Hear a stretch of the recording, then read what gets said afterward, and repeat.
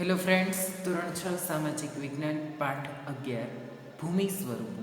મિત્રો, આની અગાઉના લેક્ચરની અંદર એટલે કે 10મા પાઠની અંદર આપણે જુદા જુદા આવરણો વિશે વાત કરી હતી, જેમાં વાતાવરણ, મૃદાવરણ, જલાવરણ અને જીવાવરણ વિશેની વાત કરી હતી.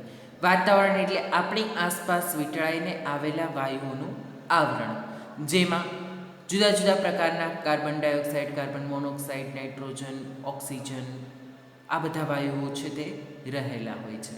ત્યાર પછી જલાવરણ, જેમાં પાણીનો સમાવેશ થાય છે, જે પૃથ્વી સપાટી ઉપર હિમ સ્વરૂપે કે પ્રવાહી સ્વરૂપમાં જે પાણી રહેલું છે તેનો સમાવેશ જલાવરણમાં થાય છે. મૃદાવરણ એટલે માટીનું આવરણ, જે પર્વત, ખીણ, ઉચ્ચ પ્રદેશ, મેદાન, ટાપુ આ સ્વરૂપે જે રહેલા છે તે મૃદાવરણ. અને જીવાવરણ, જેમાં સમગ્ર સજીવ સૃષ્ટિનો સમાવેશ થાય છે. આ પાઠની અંદર આપણે ભૂમિ સ્વરૂપો એટલે કે મૃદાવરણ છે તે દરેક જગ્યાએ એક સરખા સ્વરૂપમાં જોવા મળતું નથી. દરેક જગ્યાએ મૃદાવરણ અલગ અલગ પ્રકારના જોવા મળે છે. ક્યાંક પર્વત છે તો ક્યાંક ખીણ છે, ક્યાંક ઉચ્ચ પ્રદેશ છે તો ક્યાંક મેદાની પ્રદેશો આવેલા છે, તો વળી ક્યાંક ટાપુ સ્વરૂપે પણ મૃદાવરણ જોવા મળે છે. આ બધાને ભૂમિ સ્વરૂપ અથવા તો ભૂમિ સ્વરૂપના પ્રકાર તરીકે ઓળખાવી શકીએ. વળી એમાં પણ પર્વતના પણ 4 પ્રકાર છે, જેમાં ગેડ પર્વત, ખંડ પર્વત, જ્વાળામુખી પર્વત અને અવશિષ્ટ પર્વત. ત્યાર પછી પર્વતોનું મહત્વ. ઉચ્ચ પ્રદેશ, ઉચ્ચ પ્રદેશના 3 પ્રકારો: આંતર પર્વતીય ઉચ્ચ પ્રદેશ, પર્વત પ્રાંતીય ઉચ્ચ પ્રદેશ અને ખંડીય ઉચ્ચ પ્રદેશ. તેના વિશેની ચર્ચા. અને મેદાનો, જેમાં કિનારાના મેદાનો, ઘસારણના મેદાનો, નિક્ષેપણ મેદાનો, ઉપસાગર, અખાત, ભૂશીર, ટાપુ, ખીણ, સમુદ્રધુની, સંયોગી ભૂમિ, આ બધા વિશેની ચર્ચા છે તે આપણે આ પાઠની અંદર કરવાના છીએ. પાઠની શરૂઆત કરતા પહેલા તમને એક વાત જણાવી દઉં કે મૃદાવરણ એટલે માટીનું આવરણ, જેની અંદર આપણે મૃદાવરણ ઉપર રહીને મનુષ્યની દરેક પ્રવૃત્તિ છે તે થતી હોય છે. એટલે આપણા દ્વારા જે કંઈ પ્રવૃત્તિ કરવામાં આવે છે તે શેને આભારી છે? તો કે મૃદાવરણને આભારી છે. આપણે ખેતીની પ્રવૃત્તિ કરીએ છીએ, મકાનો બાંધીએ છીએ, રસ્તાઓ બનાવીએ છીએ, દરેક મૃદાવરણ સાથે સંકળાયેલી પ્રવૃત્તિ છે, જે મનુષ્યને સ્થાયી જીવન બક્ષે છે. પાઠની શરૂઆત કરીએ તો પૃથ્વીના પોપડાની અંદર સમયાંતરે હલનચલન થતું હોય છે. એટલે કે જમીન છે તેની અંદર પણ સમયાંતરે હલનચલન થતું હોય છે. એટલે કે ભૂસ્તરીય પ્લેટો છે તે અંદરના ભાગમાં હલનચલન કરતી હોય છે અને પોતાની જગ્યા તે જમીનના સ્વરૂપ રચે છે અને બદલે પણ છે. આવો અનુભવ આપણે પણ ભૂકંપના આંચકાઓ દ્વારા કે જ્વાળામુખી કે સુનામી જેવી ઘટનાઓ દ્વારા થાય છે. ઘણી વખત તમે જોતા હોય છો કે ફાટ ખીણો રચાતી હોય છે, ધરતીકંપ આવતો હોય છે. આ બધો અનુભવ આપણને શેના દ્વારા, કેના લીધે થાય છે? તો કે પૃથ્વીના પેટાળની અંદર જે કાંઈ હલનચલનની ક્રિયાઓ થાય છે તેના લીધે સુનામી આવે છે. સમુદ્રની અંદર જે ભૂકંપ થાય છે અને સમુદ્રનું પાણી પૃથ્વી સપાટી પર ઘસી આવતું હોય છે. ભૂકંપના આંચકાઓ, ધરતી એકાએક કંપન અનુભવે છે. જ્વાળામુખી, પૃથ્વીનો પેટાળ આજે પણ અંદરથી પ્રવાહી ધગધગતા અગ્નિના સ્વરૂપમાં છે. તે આપણને કેમ ખ્યાલ આવે? તો કે જમીનની અંદરથી આપણને જે પાણી પ્રાપ્ત થાય છે, ડારમાંથી, કૂવામાંથી પાણી બહાર કાઢીએ તો એ પાણી કેવું હોય છે? તો કે ગરમ હોય છે. શું કામ? કારણ કે પૃથ્વીની આંતરિક ગરમીના લીધે તે પાણી ગરમ હોય છે. જેમ જેમ તમે ઊંડાઈ પર જાઓ એટલે અમુક સપાટીએ પૃથ્વી છે તેનો પોપડો આજે પણ અંદરથી ઠરેલો નથી અને અત્યંત ગરમ છે.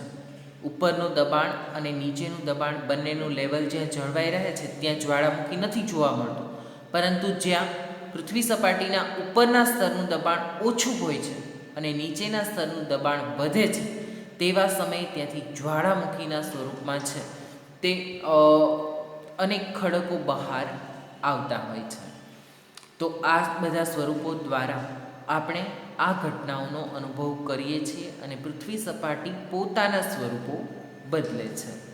આ હલનચલનથી ક્યાંક પર્વત, ઉચ્ચ પ્રદેશ અને ફાટખીણની રચના થાય છે. એટલે કે અંદરના ભાગમાં જે હલનચલન થાય છે તેના લીધે ક્યાંક પર્વતો બની જતા હોય છે, ક્યાંક ઉચ્ચ પ્રદેશો તૈયાર થતા હોય છે, ક્યાંક ફાટ ખીણો, ઊંડી ખીણો છે તે તૈયાર થતી હોય છે.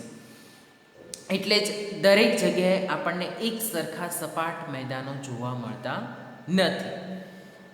તે ઉપરાંત નદી એટલે કે સામાન્ય નદીઓ તમે બધાએ જોયેલી છે તે હિમ નદી એટલે બરફની નદીઓ, હિમ એટલે બરફ, અને બરફ દ્વારા જે નદીઓ તૈયાર થાય છે, અથવા તો નદી અત્યંત ઓછા તાપમાનને કારણે વધુ પડતી ઠંડીના કારણે હિમ નદીમાં પરિવર્તન પામતી હોય છે. પવન, સમુદ્રના મોજા જેવા કુદરતી બળોને કારણે ધોવાણ અને નિક્ષેપણ ક્રિયા દ્વારા કાંપના મેદાનો અને ખીણો અને કોતરોની રચના થાય છે. પૃથ્વી સપાટીનો અમુક ભાગ ચોક્કસ ઊંચાઈ, ઢોળાવ અને આકાર પ્રાપ્ત કરે ત્યારે તે ભૂમિ સ્વરૂપ કહેવામાં આવે છે. કે પૃથ્વી સપાટીનો અમુક ભાગ ચોક્કસ ઊંચાઈ, ઢોળાવ અને આકાર પ્રાપ્ત કરે છે ત્યારે તે ભૂમિ સ્વરૂપ કહેવામાં આવે છે. એટલે કે ભૂમિના સ્વરૂપમાં ફેરવાઈ જાય છે. ભૂમિ સ્વરૂપના મુખ્ય પ્રકાર, તો ભૂમિ સ્વરૂપના મુખ્ય પ્રકારો છે તેમાં પર્વત, ખીણ, ઉચ્ચ પ્રદેશ, મેદાન અને ટાપુ. બરાબર છે. તે પ્રકારે ભૂમિ સ્વરૂપ છે તે જોવા મળે છે. અહીં તમે ફોટાની અંદર પણ જોઈ શકો છો. ઉચ્ચ પર્વત છે જે ભૂમિ સ્વરૂપ અત્યંત ઊંચાઈ પર આવેલો છે અને ટોચ ધરાવે છે તેવા ભૂમિ સ્વરૂપને પર્વત તરીકે ઓળખવામાં આવે છે. હવે ઉચ્ચ સપાટીની બાજુમાં જ તમે જોઈ શકો છો કે ખીણ પ્રદેશ દર્શાવેલો છે, જે એકાએક સીધો નીચાણ પર આવી જતો હોય છે. તો તે છે ખીણ પ્રદેશ. પર્વતની આસપાસ આવી પ્રકારની ખીણો જ્યાં સીધો ઢોળાવ નથી પણ સીધી કટ હોય છે અને સીધો ભાગ છે તે નીચેની તરફ વયો જતો હોય તેને ખીણ પ્રદેશ તરીકે ઓળખવામાં આવે છે. ઉચ્ચ પ્રદેશ સમુદ્ર સપાટીથી વધારે ઊંચાઈ ધરાવતો પ્રદેશ જ્યાં માનવ વસવાટ હોય છે તેવા વિસ્તારો ઉચ્ચ પ્રદેશ. મેદાની પ્રદેશ સમુદ્ર સપાટીથી સામાન્ય ઊંચાઈ ધરાવતો પ્રદેશ તે મેદાની પ્રદેશ. અહીં તમે ચિત્રની અંદર દરેક વિસ્તારો જોઈ શકો છો. અને ટાપુ, ટાપુ કોને કહેશો? દ્વીપ એટલે કે ટાપુ સમુદ્રની વચ્ચે પૃથ્વી સપાટીનો જે ભાગ ઉપસી આવેલો છે, એટલે ચારે તરફ પાણી હોય અને વચ્ચેના ભાગમાં જ્યારે જમીન હોય છે ત્યારે તેને ટાપુ તરીકે કે દ્વીપ તરીકે ઓળખવામાં આવે છે. અને દ્વીપકલ્પ તે પણ એક અલગ ભાગ છે.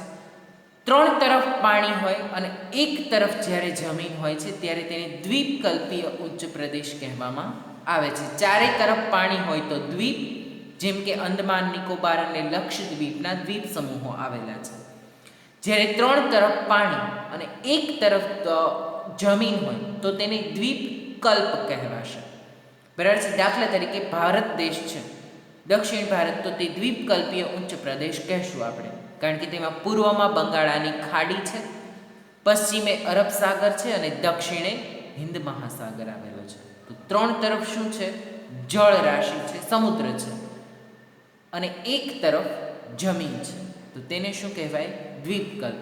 જ્યારે બંગાળાની ખાડી છે તો તેમાં અંદમાન નિકોબારના દ્વીપ સમૂહો આવેલા છે, અરબ સાગરની અંદર લક્ષદ્વીપના દ્વીપ સમૂહો આવેલા છે. તે શું છે? દ્વીપ સમૂહો. શું કામ? કારણ કે તેની ચારે તરફ પાણીથી તે ઘેરાયેલા છે. એટલે આ થયા ભૂમિ સ્વરૂપના પ્રકારો. કયા કયા પ્રકાર છે? તો કે પર્વત, ખીણ, ઉચ્ચ પ્રદેશ, મેદાન અને ટાપુ. જેમાં સૌથી પહેલો પ્રકાર આપણે જોઈએ તો પર્વત. પર્વત કોને કહેશો તમે? તો તમને એમ થાય કે પર્વત તો સર જે ઉચ્ચ પ્રદેશ હોય તેને આપણે ડુંગર કે પર્વત તરીકે ઓળખાવીએ છીએ, બરાબર છે. પરંતુ દરેક ઉચ્ચ પ્રદેશ પર્વત નથી. સમુદ્ર સપાટીથી લગભગ 900 મીટરથી વધુ ઊંચાઈ ધરાવતા તેમજ ઓછા કે તીવ્ર ઢોળાવ અને સાંકડા શિખરો ધરાવતા વિસ્તારને પર્વત કહે છે.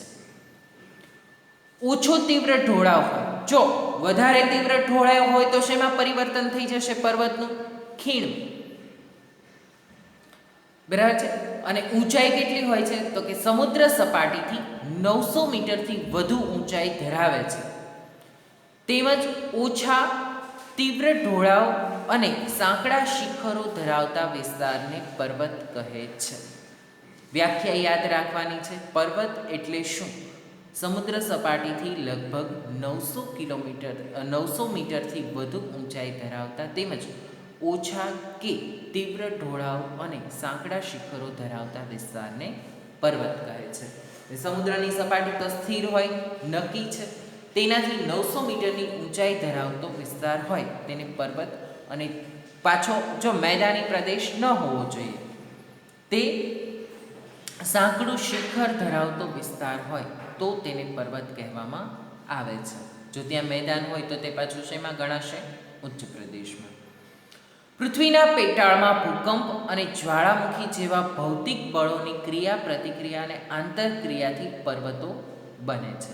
કે પૃથ્વીના પેટાળમાં ભૂકંપ અને જ્વાળામુખી જેવા કુદરતી ભૌતિક બળોની ક્રિયા પ્રતિક્રિયા અને આંતરક્રિયાથી પર્વતો બને છે. પર્વતોના ઉદ્ભવ અને વિકાસમાં એકથી વધુ ક્રિયાઓ અને બળોની અસર જોવા મળે છે. કે પર્વતોના ઉદ્ભવ અને વિકાસમાં એકથી વધુ ક્રિયાઓ અને બળોની અસર છે તે જોવા મળે છે. જેમાં પર્વતોના ઉદ્ભવ અને વિકાસમાં એકથી વધુ ક્રિયાઓ અને બળોની અસર જોવા મળે છે. તેમાં પર્વતો તેના વિવિધ પાસાઓના સંદર્ભમાં અલગ અલગ જોવા મળે છે. પર્વતોનું વર્ગીકરણ છે તેની નિર્માણ ક્રિયાના આધારે, એટલે કે પર્વતો કેવી રીતે નિર્માણ પામેલા છે તેના આધારે પર્વતોના 4 પ્રકાર છે તે પાડવામાં આવેલા છે. જેમાં સૌથી પહેલો પ્રકાર છે ગેડ પર્વત, બીજો પ્રકાર છે ખંડ પર્વત, ત્રીજો પ્રકાર છે જ્વાળામુખી પર્વત અને ચોથો પ્રકાર છે અવશિષ્ટ પર્વત. ગેડ પર્વત એટલે મોટે ભાગે સમુદ્રના તળિયે પ્રદેશો કે જળાશયોના તળિયે એકત્ર નિક્ષેપ થયેલા બંને બાજુએથી દબાણ આવતા કરચલીઓ કે ગેડ પડે છે. એટલે કે વચ્ચેના ભાગમાં છે તે કરચલીઓ કે ઘડી જેવું પડતું હોય છે અને બંને બાજુએથી તેના ઉર્ધ્વાકારને આપણે શિખર તરીકે અને અધો વળાંકને આપણે ખીણ કે તળેટી સ્વરૂપે જોઈ શકાય છે. બરાબર છે. અહીં ચિત્રની અંદર તમે જોઈ શકો છો કે નિક્ષેપણના કારણે જો આમાં જે ઊંચો ભાગ છે તે શું છે? શિખર છે, બરાબર છે. અને નીચાણવાળો ભાગ છે તેને આપણે શું કહીએ છીએ? ખીણ કે તળેટી. તળેટી એટલે પર્વતનો નીચાણવાળો ભાગ. તમે ઘણા પર્વતીય વિસ્તારોની અંદર ગયા હોય તો ત્યાં તમે સાંભળેલું હશે કે ગિરનારની તળેટી, શેત્રુંજયની તળેટી. તળેટી એટલે શું? પર્વતની નીચેનો જે ભાગ છે ફરતો, તે ભાગને તળેટી તરીકે ઓળખવામાં આવે છે. ગેડ પર્વત છે તે સમુદ્રની સપાટીની અંદરના ભાગમાં જોવા મળતા હોય છે. ત્યાં બંને બાજુથી એકત્રિત થઈને આવી રીતે પર્વતોની રચના છે તે થતી હોય છે અને તે ગેડ પડે છે, તેના કારણે તે પર્વતને ગેડ પર્વત તરીકે પણ ઓળખવામાં આવે છે. તેના ઉર્ધ્વ વળાંકને આપણે શિખર અને અધો વળાંકને ખીણ કે તળેટી સ્વરૂપે જોઈ શકાય છે. એશિયામાં હિમાલય, યુરોપમાં આલ્પ્સ અને ઉત્તર અમેરિકામાં રેકીઝ અને દક્ષિણ અમેરિકામાં એન્ડીઝ દુનિયાના મુખ્ય ગેડ પર્વત છે. કે આ બધા છે તે દુનિયાના મુખ્ય ગેડ પર્વતો ગણવામાં આવે છે. કયા કયા? તો કે એશિયામાં હિમાલય પર્વત છે તે ગેડ પર્વત જ છે. ત્યાર પછી યુરોપમાં આલ્પ્સ, બરાબર છે, તે પણ ગેડ પર્વતનું જ એક ઉદાહરણ છે. અને અમેરિકામાં રોકીઝ, આ પર્વતોના નામ છે. અને દક્ષિણ અમેરિકા ઉત્તર અમેરિકામાં રોકીઝ અને દક્ષિણ અમેરિકામાં એન્ડીઝ દુનિયાના મુખ્ય ગેડ પર્વત તરીકે ઓળખવામાં આવે છે. પર્વતોનો બીજો પ્રકાર છે ખંડ પર્વત. ખંડ પર્વત વિશે આપણે નેક્સ્ટ લેક્ચરની અંદર છે તે ચર્ચા કરીશું અને તે લેક્ચરની અંદર આપણે ખંડ પર્વત, જ્વાળામુખી પર્વત અને અવશિષ્ટ પર્વત વિશેની ચર્ચા છે તે કરીશું. આજનો લેક્ચર અહીંયા સુધી રાખીએ છીએ. આજના લેક્ચરનું તમારું હોમવર્ક છે તેમાં પર્વતોનું વર્ગીકરણ જણાવી ગેડ પર્વત વિશે માહિતી આપો. પર્વતોનું વર્ગીકરણ તો કેટલા ભાગ છે પર્વતોનું વર્ગીકરણમાં? તો 4 ભાગ છે તે લખવાનું છે. પહેલાં તમારે ગેડ પર્વત, ખંડ પર્વત, જ્વાળામુખી પર્વત અને અવશિષ્ટ પર્વત. અને ગેડ પર્વત જે આજે આપણે ભણ્યા તેના વિશેની માહિતી લખવાની છે. એ સિવાય ભૂમિ સ્વરૂપના પ્રકારો જણાવો. તો ભૂમિ સ્વરૂપ કયા કયા પ્રકારે જોવા મળે છે? પર્વત, ખીણ, ઉચ્ચ પ્રદેશ, મેદાન અને ટાપુ. આ છે ભૂમિ સ્વરૂપોના પ્રકારો. તે 2 પ્રશ્નોના જવાબ છે તે તમારે લખવાના છે. ભૂમિ સ્વરૂપના પ્રકારમાં માત્ર નામ જ લખવાના છે: પર્વત, ખીણ, ઉચ્ચ પ્રદેશ, મેદાન અને ટાપુ. અને પર્વતોનું વર્ગીકરણ જણાવી ગેડ પર્વત વિશે માહિતી આપો, જેમાં 4 નામ લખવાના છે અને ત્યાર પછી ગેડ પર્વત વિશેની માહિતી લખવાની છે.